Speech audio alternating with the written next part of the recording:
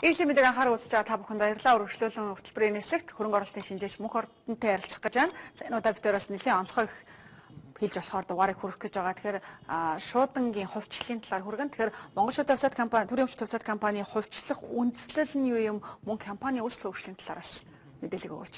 За тийм яг. Тэгэхээр энэ Монгол шуудан төрийн өмч хувьцаат компани хувьчлах ажил явж байна. Тэгэд хамгийн анх бол 2005 онд улсын хурлаас тогтоол гарч ирсэн байгаа юм. За ингээд өнөөс хойш 2005 оноос гарснаас хойш 2008 онд бол засгийн газрын тогтоол гараад 12 онд бол энэ ажлыг хэрэгжиж явж ирсэн. А гэхдээ тухайн үед бол бас цаг хугацааны хувьд арай боломжгүй, цаг хугацааны арай болоог байна гэсэн юм бас шалтгаанаар бол түр хойшлуулсан байгаа энэ хөгжлийн ажлыг. За ингээд сая энэ жил буюу 2015 оны улсын хурлын 70 дугаар тогтоол Монгол Улсын засгийн газрын 330 дугаар тогтоол төрийн өмч орооны 594 дугаар тогтоолын дагуу энэ хувьчлалыг бол эхлүүлсэн байгаа. Ажлыг эхлүүлсэн, үргэлжлүүлсэн байгаа. За тэгээд энэ компанийн хувьчлал дээр бол одоо манай Gavli Амьдратрын компани бол орж ажилласан. Өмнө 2012 онд ажиллаж байгаа төр зогссон байсан ажил маань үргэлжилж байгаа учраас бол бид нэр гэрээгээ үргэлжлүүлж байгуулад ингээд ажиллаад явж байгаа юм байна. За компани үүсэл хөгжлийг авах зүйл бол маш урт хугацаа байгаа. 1921 онд анхбүр байгуулагдсан юм компани байгаа. За үүнээс хойш 1966-аас 78 оны хооронд бол Төв шуудан гэдэг нэрээр явж исэн. За 92 онд шуудан холбооны газар, 2002 онд шуудан төрийн өмчт Монгол шуудан төрийн өмчт ХХК. За ингээд 2008 оноос Монгол шуудан төрийн өмчт хувьцаат компани гэсэн ийм одоо нэршилтэйгээр явж исэн байна. За тэгээд компани үндсэн үйл ажиллагааны чиглэлүүд бол захирал, бичиг бодол, илгэлт зэрэг шуудангийн үйлчлэгийг бол үзүүлдэг. За мөн дээрээс нь шуудангийн марк, үн цасны зураг хийх, борлуулах юм ажлыг явуулдаг. За мөн дээрээс нь бол гадаад дотоод тогтмол хэвлэлийн захиалгыг авч хүргэдэг юм байна. За мөн илгээмжийн худалдаа хийдэг. За лицензийн хувьд аваад үзвэл А английн тусгай зөвшөөрөл, Б английн тусгай зөвшөөрөл гэж одоо энэ шуудангийн салбарт байд юм байна. Тэр А английн тусгай зөвшөөрөл нь юу вэ гэхээр Монгол Улсын нутаг дэвсгэр шуудангийн сүлжээ байгуулах түүнийг ашиглах юм ихтэй лиценз. За Б нь бол босод одоо шуудангийн үйлчлэгнүүд байд юм байна. За тэгвэл компани өнөөгийн нөхцөл байдлын тухайд ямар байна? За компанийн хувьд бол одоо нийтдээ 4 үндсэн хэлцтэй 3 албатай 3 газартай. За Улаанбаатар хотын үндсэн 21 шуудангийн үйлчлэгийн салбартай. За үүний харьяанд үйл ажиллагаа явуулдаг 19 под салбарууд байгаа. За мөн 21 аймгийн төв дээр бол 21 бас шуудангийн үйлчлэгийн салбартай. За мөн 334 сумдад бас шуудангийн үйлчлэгийн салбартай. Ийм одоо Монгол улсын яг Монгол улсын нийт сумдад үйлчлдэг байна. Тийм. Монгол улс орон даяар бол үйлчлэгээ үзүүлдэг, шуудангийн үйлчлэг үзүүлдэг үндсэн сүлжээ эзэмших компани байгаа. Нийтдээ 895 хүн бол одоо ажиллаж байгаа. Үүнээс 373 нь бол хотод, үлдсэн нь бол одоо хөдөө орнотод ажилладаг юм байгаа. За тэгвэл компани санхүүгийн онцлог үзүүлэлтүүд энэ дээр харагдаж байгаа шүү дээ, тийм. Тэгэхээр компани санхүүгийн онцлог үзүүлэлтээс аваад үзэх юм бол нэлийн одоо тийм сонирхолтой одоо тоо харагдаж байгаа. Тэгэхээр энэ сүүлийн 5 жилийн хугацааны график харагдаж байна. За энэ график дээр бол хөрөнгөний хэмжээ харагдаж байна. 2010 онд бол энэ компани 997 тэрбум төгрөгийн хөрөнгөтэйсэн бол 14 оны эцэг 1615 тэрбум төгрөгийн хөрөнгөтэй болсон. Жилд дунджаар бол 12.8% өсөлттэй тогтмол өсөлттэй явж байгаа. Тогтмол томорч байгаа энэ компани байгаа. Хөрөнгөний тогтмол өсөлт бол энэ компанид ажиллаж байгаа. Дээрээс нь энэ улаан шугам бол одоо нийт хөрөнгөд эзэж байгаа өрийн хэмжээ байгаа. Тэр нийт хөрөнгөд дөнгөж одоо 13% нь бол өр буюу маш бага хэмжээний өртөө энэ компани байгаа. Мөн дээрээс нь банкны ямар нэгэн урт богино хугацаанд зээл байхгүй. Тэгэхээр зээлийн хүүний дарамт гэж байхгүй. Зээлийн эргэн төлөлтийн дарамт гэж байхгүй. Тэгэхээр яг энэ утгаар бол энэ хямралын хүнд нөхцөлт бас компани санхүүгийн чадвар сайн хэмжээд хадгалагдах боломжтой ийм компани байгаа. За мөн орлогын хувьд бол бас 10 онд бол 699 тэрбум төгрөгийн орлоготойсэн бол 14 онд бол 1094 тэрбум төгрөгийн орлого олсон. Жилд дунджаар сүүлийн 5 жил хугацаанд бол 1528% жил болго өсөж явсан. Орлогын бас тогтмол өсөлттэй ийм компани байгаа. Тэгэхээр эндээс бол зах зээл бол байнга тэлж ийн гэдэг бол харагдаж байгаа. За нөгөө талдаа хамгийн эцсийн одоо үзүүлэлт маань юу гэхээр цэвэр ашиг гэж байна. Тэгэхээр цэвэр ашигд бол хэлбэлзэлтэй байгаа боловч жил болгон бас ашигтай гарсан байгаа. 14 он гэхэд бол 738 сая төгрөгийн ашигтай ажилласан ийм компани байгаа. Тэгэхээр санхүүгийн эрүүл мэндийн хувьд бол одоо маш сайн байна гэж хэлж болохоор ийм компани нэг одоо юм байна. Тэгэхээр шуудангийн зах зээлийн талаар мэдээлэл өгөөч. Шуудангийн зах зээлийн өнөөгийн нөхцөл байдал ер нь яг ямар байгаа юм бол? За тэгэхээр энэ дээр шуудангийн зах зээл гэдэг маань өөрөө мэдээлэл харилцаалбаны салбар дотор орчдөг юм байна. Тэгэхээр энэ салбарын хэмжээнд 14,850 тэрбум төгрөгийн орлого болсон байна. Энэ дотроос бол яг шуудангийн салбарын орлого бол 16,15 тэрбум төгрөг. Тэр дотроос яг Монгол шуудан компани дангаараа 10,94 тэрбум төгрөгийн орлоготой байгаа. Өөрөөр хэлбэл шуудангийн салбарын нийт орлого нь 67,74 төгрөг бол Монгол шуудан компани дангаараа эзэлж байгаа юм компани байна гэсэн. Бүр дийлэнх эзэлж байгаа гэсэн тийм. За дотоодын зах зээл дээр бол ерөөсөө Монгол шуудан компани 95% нь бол эзэлдэг байгаа. Нийт зах зээлийнхаа. За харин гадаад буйхай шуудангийн зах зээл дээр бол 30% бол эзэлж байгаа. Тэгэхээр дотоодын зах зээл дээр бол энэ одоо үндсэн сүлжээ эзэмшигч маш олон салбартай гэдэг утгаар бол харьцангуй давуу тал маш их байгаа гэсэн үг л дээ.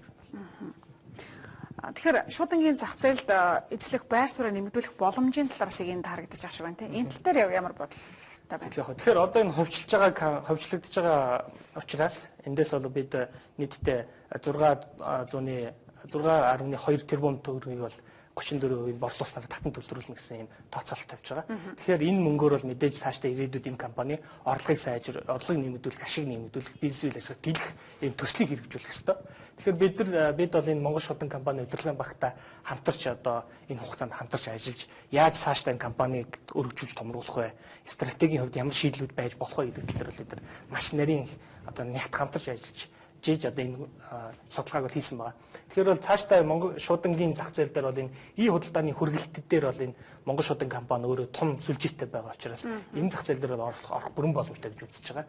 За мөн улс хоорондын карго ачааны зах зээл дээр бас одоо нэг 20 гаруй хувийг эзэлж байгаа. Энэ хувийг нэмэгдүүлэх боломж бас байна гэж харж байгаа. За мөн дотоодын дайвар гэж ярьдаг бид нар одоо драгон дээрээс нэг хүн хөдөө орнот руу нэг машин байгаад явуулчихдаг. Тэр маань өөрөө үндсэндээ бол шуудангийн үйлчлэг яваад байгаа байхгүй. Тэгэхээр тэр нь албан бусаар яваад байгаа. Тэгэхээр энэ зах зээл рүү бас орох боломж байна гэж харж байгаа. Тэгээд дээрэс нь одоо явуулж байгаа энэ бичиг баримтын хүргэлтүүд дээр бас үйлчлэгчид нэмэх боломж харагдаж байгаа. Тэгэхээр энэ боломжууд бол ирээдүйд харагдаж байгаа. Тэгэхдээ шуудан гэдэг маань өөрөө хүргэлт. Яг надаас танд хүргэж байгаа хүргэлтийн үйлчлэг. Тэгэхээр хүргэлтийн энэ хооронд дунд нь юу байх хэвээр гэхээр тээвэрлэлт явж гин гэсэн үг шүү дээ. Тэгэхээр манайх бол нөгөө өргөн удам нутагтай. Тэгсэн мөртлөө хүн ам нь маш цөөхөн, хөдөө орнотч маш цөөхөн хүн байдаг учраас зөвхөн шуудан хүрэх гээд тэр хөдөө орнотод байгаа хүн дээр очин гэдэг маш их зардалтай болоод ирж байна. А-цэгээс Б зүрх. Тэгвэл тэр дунд нь нэгэнтээ тээвэр явж байгаа юм чи энэ дээр шуудан компани хувьд логистикийн үйлчилгээний төслийг бол нэмж хэрэгжүүлэх замаар ачаа тээврийнхаа логистик үйлчлэг үзүүлэх замаар тээвэрлэлт хийгээд ачаагийнхаа тээвэрлэлт хийгээд орлогоо олчихно. Нэмээд давхар шуудангийнхаа үйлчлэгийг бас давхар хүргэчихнэ гэдэг ийм шийдлийг бол олж харсан учраас авто замын ийм логистикийн үйлчилгээний төслийг бол хэрэгжүүлэх шаардлагатай гэж бол үзсэн байгаа. Тэгээд энэ бол яг энэ логистик үйлчлэг гэдэг маань бол энэ дотор яг ямар зах зээлийг авч үзэж байгаа гэхээр өргөн хэрэглээний бараа бүтээгдэхүүний тээвэрлэлтийг бол бид нар энэ дээр хийхэд тооцоолсон байгаа. Чиглэлийн хувьд эхний ээлжинд бид нар замын хувьд Улаанбаатарын чиглэл тэгээд мөн Улаанбаатар хөдөө орнот дөрөв гэсэн ийм чиглэл дээр авто замын логистик үйлчлэгийн төслийг хэрэгжүүлье гэсэн ийм шийдэл гаргаж судалгаа хийсэн байна. Одоо энэ логистикийн үйлчлэгээ бас авцамтай холбогдож байгаа. Тэгэхээр бас 21 аймаг руу хатуучилтай замаар явж байгаа бас энэ тээвэр үйлчлэгийг давчилж өгч байгаа бах тий. Яг тэглэв яах вэ? Тэгэхээр одоо энэ зах зээлийн багтамжаар тэгэхээр 14 онд нийт Монгол улсад 58.6 сая тонн ачаа тээвэрлсэн байгаа юм л да. Үүний авцамаар бол 37.6 сая тонныг тээвэрлсэн. Энэ дотроос импортын бүтээгдэхүүн 178 сая тонн байгаа. Тэгэхээр бид нар бол ягаад импортыг сонгож аваад байна гэхээр энэ бол нөгөө замын үдээс Улаанбаатар за Алтан булгаас Улаанбаатар ч гэдэг юм уу энэ гол хилүүд бомбууд дээр байгаа гэсэн үг. Тэгэхээр тэр дотроос бид нар энэ 178 сая гэдэг нь бүх бүтээгдэхүүн байгаа шүү дээ. Барилгын бүтээгдэхүүнүүд, өргөн хэрэглээний бага бүтээгдэхүүн бүгд байгаа. Тэр дотроос бид нар ихний ээлжинд зөвхөн өргөн хэрэглээний бага бүтээгдэхүүнийг сонгож авсан байна. Ингээд үзэхэд бол энэ зах зээл энэ одоо тээврийн үйлчилгээний зах зээлийн хэмжээг бол бид нар 22.5 тэрбум төгрөгийн жилийн зах зээл бол энэ импортын өргөн хэрэглээний бага бүтээгдэхүүнийг тээвэрлэхэд бол бий болж байна гэдэг юм тооцоол хийсэн байна. Энэ дотроос бол бид нар ерөөсөө эхний ээлжинд зөвхөн замын үд дээр байгаа тээвэрлэж байгаа 139.8 мянган тонн ачааны зөвхөн 27.145 мянган тонн буюу 20% дээр л бид нар ажиллана энэ зах зээлийнхаа ерөөсөө 20% дээр нь ажиллана. Энэ 20% дээр ажиллахдаа бид нар 17 онд энэ ачааныхаа 30%-ийг тээвэрлэе. 18 онд 50% тээвэрлэе, 19 онд 70% тээвэрлэе, 20 онд 90% тээвэрлэе гэсэн ийм таамаглалтайгаар бүх тооцоо судалгаа хийж гаргасан байна. За тэгэхээр шуудан харилцаанд бас компани үнэлгээ ба хувьцааны талаар ярих гэдэг шиг байна. Тэгэхээр яагаад ийм ашигтай ажиллаж байгаа тийм тогтмол одоо жил болгоо ашиг нь өндөр гардаг энэ одоо хот төрийн өвч тавцаад компани нь хувьд шилжих юм бэ? Тэр талаараас яриа л тийм. За тэглэх хувь. Тэгэхээр мэдээж одоо төрийн эмчилгээ компаниуд гардаг нэг асуудал нь бол юу байдаг вэ гэхээр үр ашиггүй зарлалын тухай яригддаг. Тэгэхээр хувьд шийдчихснээр энэ шинэ хөрөнгө оруулалт орж ирнэ. Олон нийт орж ирнэ гэсэн үг шүү дээ. Иргэд маань хувьцаа эзэмшиж болно. Дотоод гадаад хөрөнгө оруулалт хувьцаа эзэмшиж болно. Энэ утгаараа яг компани тухай хууль, үнцаасны зах зээлийн тухай хууль, холбогдох журмуудын дагуу энэ компанитай холбоотой санхүүгийн бүх мэдээлэлд ил тод болох хэвээр. Ил тод болно тийм ээ. Дээрээс нь хариуцлагын тогтолцоо, хяналтын тогтолцоо сайжирна. Энэ утгаараа энэ дээр компани сайн засаглал бий болох хэвээр гэж харж байгаа юм л да. Тэгэхээр бол цаашдаа хэдийгээр одоо ашигтай ажиллаж байгаа юм компани байгаа ч гэсэн хувьчлаад хувь шилжснээр ийм эрг үр дагаврууд үр дүнгууд гарах учраас улам бүр цаашаа тэлэх томрох ийм боломж бол байгаа гэж харж байгаа.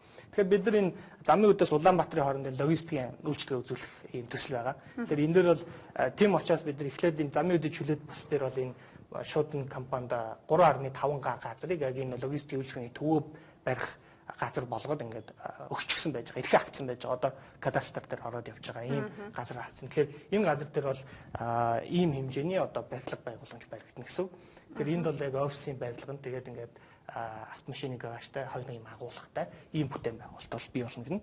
За мөн бол тэндээс авчирсан ачаагаа энд буулгаад бас ингээд хойрлох хэвээр. Тэгэхээр энд бас ялган боловсруулалт төв хэрэгтэй болж байгаа гэсэн.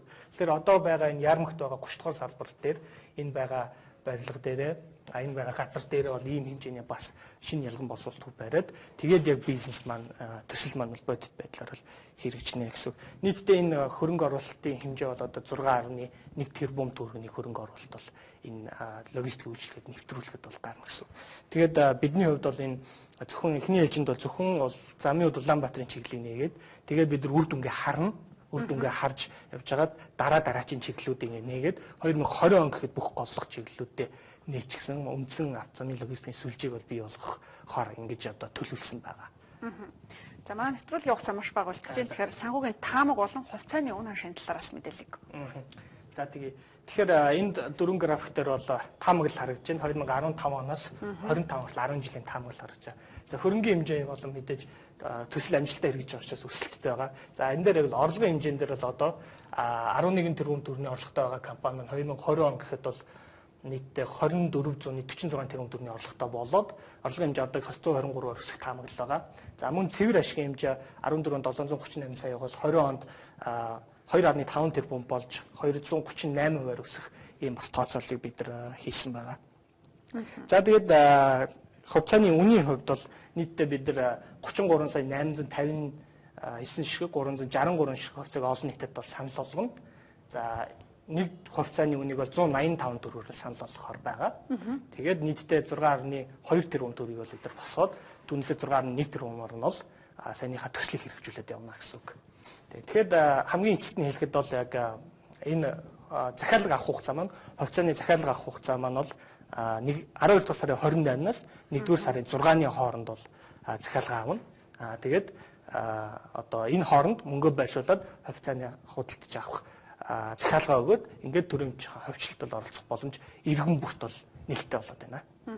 За мэдээлэл өгсөн маш их баярлалаа.